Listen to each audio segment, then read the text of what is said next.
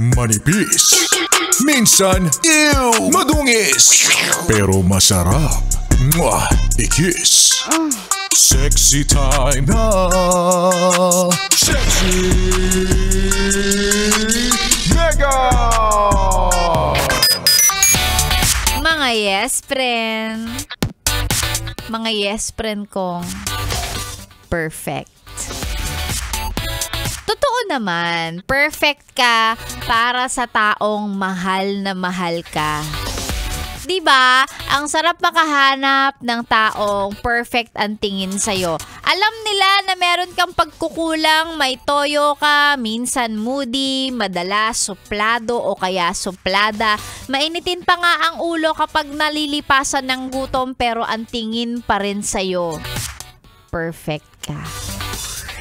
Perfect para sa kanila. Ay!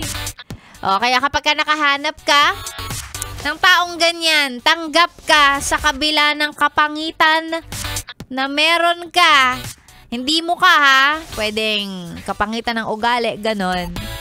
Be, mahalin mo yan.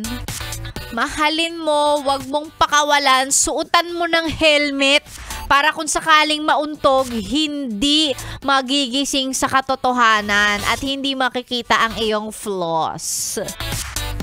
Ingatan mo, yun lang gusto kong sabihin. Because mahirap makahanap ng taong tatanggap sa atin regardless kahit gaano tayo ka-imperfect, perfect ang tingin sa atin.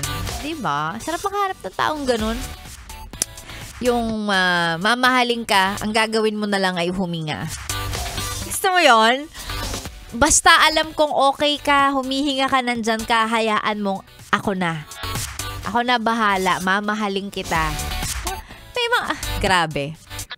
So again, pag nahanap mo yan, wag mo nang pakawalan. Yan. Kasi alam mo na, maraming ahas sa paligid. Kung hindi man sila matauhan, baka maagaw naman. Wah! Diyos ko, ang trending kahapon, nung hindi naman sila artista, mga normal na tao lang naman katulad natin. Pero syempre, naging usap-usapan kasi syempre maraming nakaka-relate pagdating sa cheating, pagdating sa panloloko, ganyan. Ay, ang hirap talaga. Ang hirap, kumbaga, pag sa panahon ngayon, iisipin mo, mas madaling manligaw, madaling mapa-oo siya. Ang pinakamahirap na part talaga ng relationship ngayon ay to keep that person. Diba? Hindi siya matatauhan. O di naman kaya hindi siya maagaw ng iba. Ang hirap. Ayan. Sa mga masaya po sa kanilang love life, good for you. Sa mga nagdadalawang isip, iniisip kung mahal ko ba talaga to? Dapat bang ituloy ko pa tong relasyon na meron kami? Ewan ko sa'yo, bahala ka, ikaw lang makakasagot yan kasi ikaw ang nakakaramdam yan. Pero ang sinasabi ko lang, kapag hindi na nagbibigay ng saya sa'yo yan, hayaan mo na. Bigay mo na sa iba. Ayun ko, ang daming hugot, nakakainis.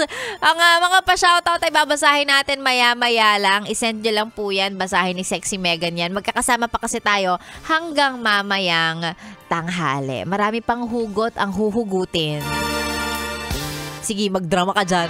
Sexy Megan po yung kasama. This is 101.1 Yes FM. Solid!